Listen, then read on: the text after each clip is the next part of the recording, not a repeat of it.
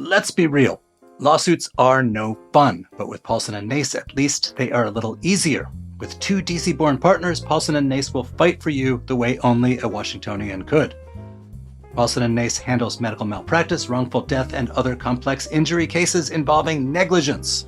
So if you have been hurt or lost a loved one because of someone else's mistake or negligence, call Paulson & Nace for a no-obligation consultation. Visit www.paulsonandnace.com or call 202-463-1999.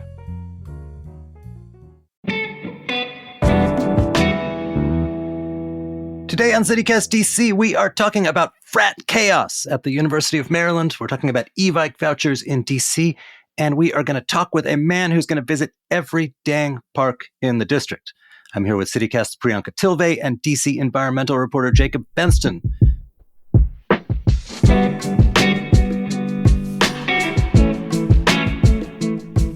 Today is Friday, March 22nd. I'm Michael Schaefer, and here's what DC is talking about.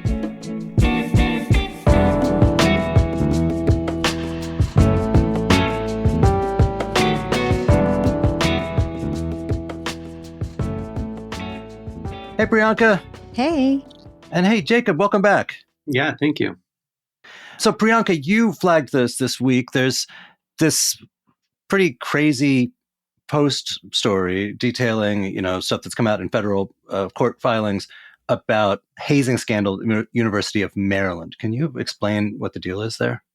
Yeah, so you might have seen some of the headlines in the beginning of the month. On March 1st, UMD went out and banned all Greek life at the school. There are 37 organizations, hundreds of students involved. There was just a blanket ban. But there was no information at that point about what this ban was about. It was just they're shutting down Greek life. And I remember reading that and being kind of concerned about what could have led to that, because we've heard about a lot of really terrible hazing scandals and, sexual harassment, sexual assault in Greek communities across the country over the past few years. The ban only lasted for 2 weeks because 4 frats sued, saying that the blanket ban violated their free speech and violated their right to due process. So UMD was forced to lift the ban on most of the organizations, except for 5 that they have said were the reason that this ban was in place in the first place. And they have now come out with these court filings that detail some of the things that the frats are accused of doing. And they're bad. There were allegations of students having to lie down on nails, being forced to eat things that are not food, like pee and chewing tobacco and a fish that was still alive. I wouldn't put it past them. A fish chewing tobacco and pee all at once sounds greater than the sum of its parts. And yeah, students talked about being spit on. The whole thing started because of an anonymous complaint from a parent saying that their child was forced to stand out in the cold for hours. Then there's the stuff that you see on TV shows, kids being beaten with paddles. Anyway, it's a long list. What kind of TV shows do you watch? Do you know the show Greek? No. Well, it's fictional, but I assume that it is taken from reality because I've seen things like this and pledges being forced to clean the chapter members' homes, and the chapter members, as in the frat boys, make the houses as disgusting as possible to try and haze their pledges in the worst possible way. It's the stuff of TV shows. And now we know that a bunch of students at UMD have been doing this. So, one thing that struck me, and this is I don't know, frat boy's gonna frat boy or something, but this is such a college-y story, right? This is the story of fraternity hazings being awful and young people, aggro men making pretty bad decisions is a fairly classic standard story. This one has some details that are still stand out from that. But in living in DC, you hear so little about Maryland, about the University of Maryland, that is. And it almost seemed novel that oh, look, this is a college-y story about college people being college-y. And yet it's happening here. And we have on the Green Line a Big Ten major research university. Yeah, it's right there. Right. If you just sort of listen to the Washington Conversation or look at the news or whatever, you'll hear about Georgetown, you'll hear about GW, you'll hear, whether it's something scandalous or something good or some expert being quoted. And Maryland, it's weirdly like not nearly so present in the DC conversation. And it's a strange thing because you'd think it'd be kind of in their interest to be like, we are part of the capital of the country, an exciting place where you students can learn things. And similarly, that local Washington would be like, hey, we have this amazing research university right here, and we should knit it into our world. And I don't know, like maybe it's just like my news diet, but I encounter it much less per capita than some sort of much smaller schools with less variety of stuff. To be fair, it's not that close to the Green Line, so maybe that's the problem. So this is Jacob, environmental reporter, is bringing up the transit issue. Exactly. If you've ever taken Metro up there, it can be, a little bit of a challenge to get to the campus, but that's well, I mean, people do have cars. Yeah, but like, I don't know. It's also like what you were talking about, how college kids do tend to stay on, like they're focused on college, right? It's like I went to Northwestern, which is about 40 minutes outside of Chicago. And people ask me all the time about what I feel about Chicago. How do I like Chicago? And I mean, I do like it, but I feel like I didn't spend as much time there until after I graduated, because while you're at school in undergrad, you're kind of just, doing your extracurriculars and going to your parties. And maybe because there isn't as much of a UMD student presence in DC, we don't talk about it as much. Whereas you see Georgetown and GW kids everywhere, especially like at peak times of the year, like when they're all arriving and when they're all leaving. Or right. go to Columbia Heights Target when yes. Howard is starting, and you'll see a lot of Howard students. You're right, and the bedding has disappeared. So Jacob, as you're saying that, like when the purple line opens, all of a sudden we're going to hear a lot more about it. There you go. Yeah, maybe. I do also feel like we're in some ways blessed, I guess, that this is the first time that we're dealing with a significant hazing incident in the DMV. I mean, when you think about the kinds of stories that have permeated the news about Greek life across the nation, this is mild comparably. I mean, it's not good, again, kids being forced to drink urine, but it's mild compared to some of the other stories. And maybe that's kind of part of it. Like you only hear about college news on a citywide or nationwide scale when it's really, really bad. Yeah. And the other universities that get attention in DC are, I mean, I'm sure like there are like frats in some places, and George Mason is huge, but they are less traditional, like big land grant campus with a fraternity row kind of thing. So when you hear about like GW student misbehavior and stuff, it tends to be some different genre of college kids outraging the surrounding population. Mm-hmm. Yeah, for sure.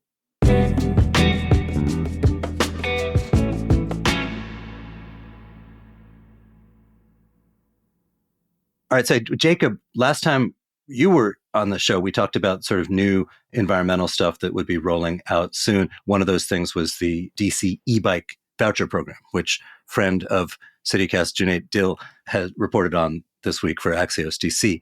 This is a program where you, the citizen, can get a voucher to help yourself purchase an e-bike, which are not cheap. And that it could be like up to $2,000. It depends on your economic status and so on. There's like $500,000 available for this. It launches April 1st. It's not necessarily a seamless and easy application process because they're going to take in the applications and then weigh them based on who is most needy of the help. But they anticipate I guess with the $500,000, they anticipate like 250 people taking advantage of this. The argument is get some cars off the road, decrease congestion, help the environment, and so on. Do you guys think it's going to be a thing a lot of people sign up for? Oh yeah, I mean, I think it's gonna sell out right away, and I think the application window is just 2 weeks. They're going to go very quickly, which is great, and it shows great demand for it. And it's super generous if you're one of the preferred applicants, which is based on income and that sort of thing. You can get up to $2,000 for an electric cargo bike or $1,500 for a regular e-bike, which goes a long way to making it more affordable. How much one of those things cost on the market? I don't know what the cost range is, but I think you could get a regular e-bike certainly for $1,500 up to much more than that. And I think a cargo bike would probably start at much more than $2,000. Yeah, I think there's going to be a mad rush. I did once look this up. I think when the e-bike rebate news first started to come out that they were considering this, and I was shocked because normally when you hear about voucher programs or rebate programs, you don't expect it to pretty much fully subsidize the cost of the thing. And in this case, it kind of does. And that's wild to me. I also have been thinking about this in terms of like, I don't know, it's a lot of money, right? It's a lot of money that the city government is setting aside for this because there's going to be such high demand and they're not going to be able to give the voucher to everyone who wants it. I feel like there's going to be a lot of pressure for them to do this again next year. And Good we luck with have that. some serious budget concerns about next year. If you heard our episode from Monday, we laid it all out. Like, it's not looking good. So that's the thing, that there's this kind of whiplash effect in local sort of DC politics, in the most wonky corner of it, where like, in the last, I don't know, the last number of years, with DC's finances have become so much better, and it used to be regularly sort of financial trouble, but that they've got this great bond rating and just a sense of like it's responsible stewardship. And there have been kind of cool programs that you can do. I mean, e-bike vouchers, right? That's kind of a cool, nice extra thing from your government. We had the garbage commissioner on, and there's a lot of, they'll pick up your Christmas tree. And these are all good things for the city. And the sense was Washington can afford these things, such that the council, they sued the mayor over SNAP benefits. Right. And now all of a sudden it's a holy cow, there's a budget deficit, maybe 600 million, maybe 800 million. And can we afford nice things anymore? And it's sort of strange, the inauguration of this, which is, money already appropriated in previous years, happening right as this, what's going to be, I think, a pretty horrible budget debate kicks in. Yeah. I mean, $500,000 in the city budget is very small, right? So yes, but also like this is just such a small expenditure versus the whole budget. But I was thinking about this with the Baltimore, and if you followed the Baltimore recycling saga, but they stopped collecting recycling for a number of years because I did not realize that. That's wild. Yeah, I think it was during the pandemic, but they just restarted it this month, which kind of blows my mind that here in 2024, a major U.S. city was just not recycling at all. So I don't think DC is going in that direction, but that's where my mind goes when you're talking about the district budget and tightening things. It does make me wonder about that compost curbside program that they had started, though, with a few households. And the hope was that if it goes well, they would roll it out citywide. And maybe that would be on hold, though, right? Like starting up a new service like that. And I think you're right, Mike, that these are like, can we afford nice things? But then it's also scary because the nice things we're talking about specifically here, like with a compost curbside program or e-bike rebates, those are things that are meant to protect us as citizens long term, right? Because of the environmental repercussions. And they do feel like the easiest things to cut right now, but then there are long-term consequences of that will end up costing us even more. So it's like, it's a hard thing to hedge your bets on right now. Right. And this is sort of whether it's like your personal budget or anything else, like that's the trade-off you tend to make, because compared to like the person who doesn't have access to like basic social services or public safety or whatever, it seems a lot less urgent that like, one of you guys puts out that much less pollution into the world in the next year, when you guys personally probably don't put up that much pollution either. But are you all gonna put in for this credit? I don't think anyone is going to get them except for people who are, in the preferred candidate category, which I don't think I would be. So I leave that for people who qualify. But I would absolutely do it if there were enough vouchers to go around. I would definitely do it. Yeah, I'm with Jacob. I would love an e-bike, but I don't feel like I need one. I feel like I'm happy with my bus and metro accessibility, and I can leave the rebate for people who need it more than I do. You don't get rejected if you don't apply, Priyanka. It's true. I was also going to say, we've been talking about this as an environmental thing, as a climate thing, reducing emissions. But it's also, I think, especially like if these are going to people with lower incomes, it's really like has the potential to improve people's quality of life, I think, and help people just like get to work more quickly. Like if you're going from taking a bus, maybe having a long bus commute, to riding an e-bike to work, like that could be really life-changing. I mean, I started riding the e-bikes when I think Jump was the first company that brought them here with the Yes. bikes that you could rent. Now those are Lime bikes. But I was a skeptic. I was like, oh, who needs an e-bike? It's cheating. It's not really biking. And then I tried one and it's like, oh, this is like having a superpower. Like it's like Yeah, you biking, feel but like you're you're a flying. superhuman. Yeah. Mhm. And it's many times, most times, often like the fastest way to get around if you're just going within the district. It's as fast as car traffic usually. It's much faster than taking a bus and often faster than metro. So I think like it's not just the environmental piece of it, but I think it could really improve people's lives to have access to an e-bike. That is so true. And we're actually going to have an episode coming out in a few weeks where our production assistant, Ash, is trying out all of the different e-bike companies, like the ones you can rent in the city. And then he's going to, assess how much they cost and accordingly figure out at what point is it cost effective to actually just buy yourself an e-bike instead. So that's going to come out while we're still in the window of where you can apply for the e-bike rebate. So keep an ear out. And maybe after Ash does his research, I will sign up for a rebate. We'll see.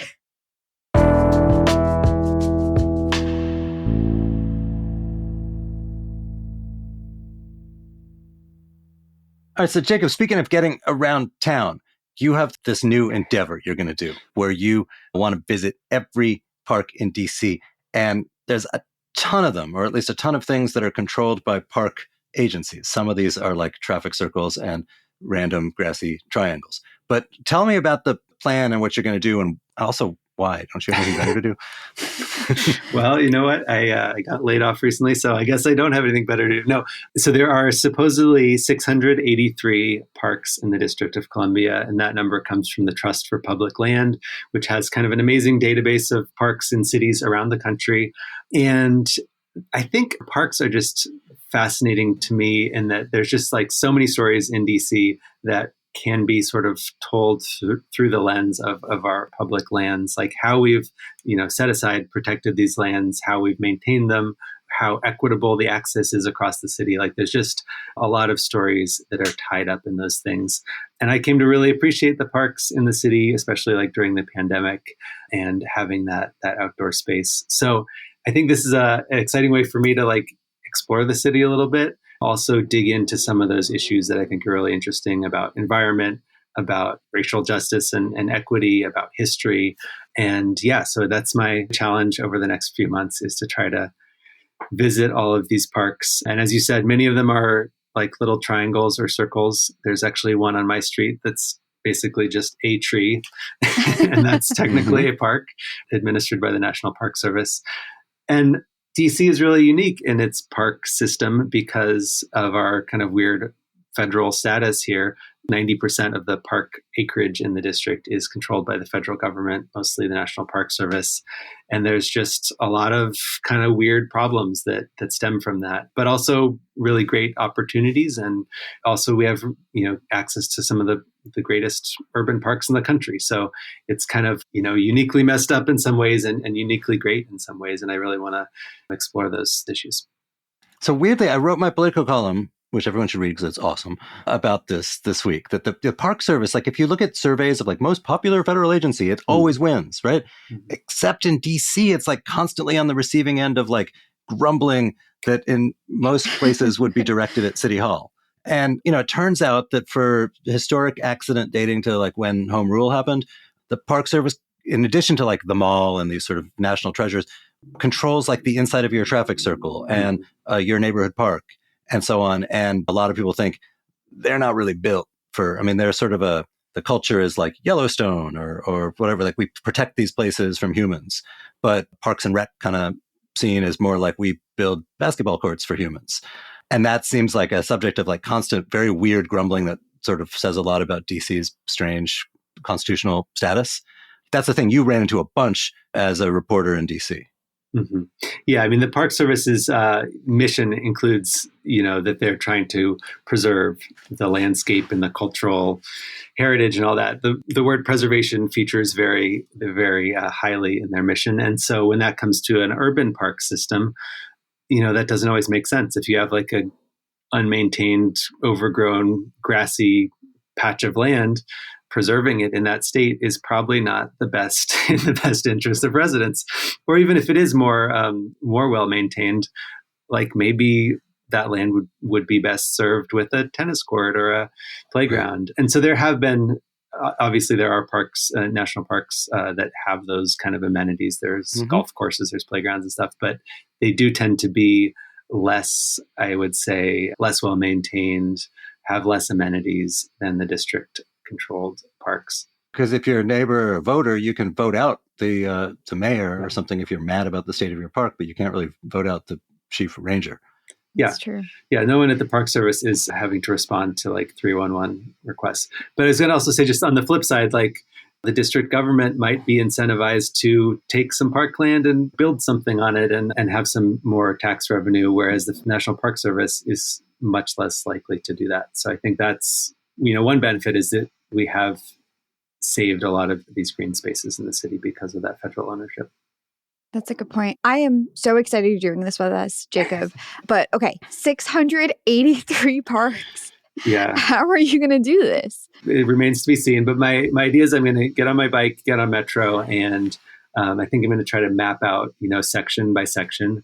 I'm planning to start kind of at the bottom of the diamond and work my way up. Ward 7 and 8 have, I think, more big parks and fewer of the tiny ones. So I think that might be a little bit easier. And then kind of once you get into like Capitol Hill and downtown, it's just crazy the amount of little parks. Yeah. But I think I'll be able to kind of map it out. And a lot of them are close together, which is good. And I'm not going to go to like every acre of every park. And I'm not going to spend forever at each one. But I want to, visit each one, get an impression of each one, and then, dig into some of the stories and some of the more interesting places. Right. And then we're going to get you a CityCast DC mug, or actually it says Hey DC, which is the name of our daily newsletter, so that you can take pictures with the mug. If people want to follow along, how can they do that? So yeah, I think I'll try to tweet about it or, post on X about it, about when I'm going out places. So you can follow me at Jacob Fenston or, obviously the CityCast Twitter account as well. But yeah, I will try to, I would love to meet, if someone wants to meet me at their favorite park or meet me at their park that they have a huge gripe about, like that would be awesome. I'd love to have people, or just share with me your thoughts as I'm going along with this. But I'd love to have people come along with me for this journey. Yeah, and we're also going to have a page on our website, dc.citycast.fm, where you can follow along Jacob's journey. So yeah, follow all the things. I'm so excited about this. I think it's going to be really fun. Also, if you want a free mug, listener, we are going to be giving one out, a free mug, to one of our members. So to sign up to be a member, just go to membership.citycast.fm.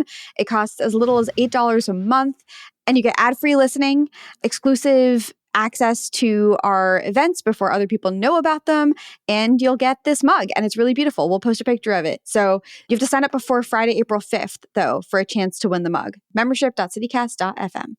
Awesome. Well, Jacob, good luck out there in the parks. Thank you. Call us if you get set upon by any packs of wild dogs or other dangers. Let me get a flat tire on my bike. I'll see if you can come help me.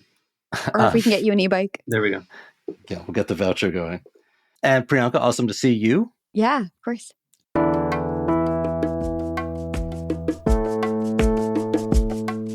And that is all for today here on CityCast DC. Our senior executive producer is Priyanka Tilve. Our senior producer is Julia Karen. Our newsletter editor is Kayla Cote-Stemmerman. Our production assistant is Ash Durbin. And our hosts are Bridget Todd and me, Michael Schaefer from Politico. Music is by Alex Roldan. If you enjoyed this show, why not go to the neighborhood park and tell everyone about it? We'll be back Monday morning with more news from around the city. Bye.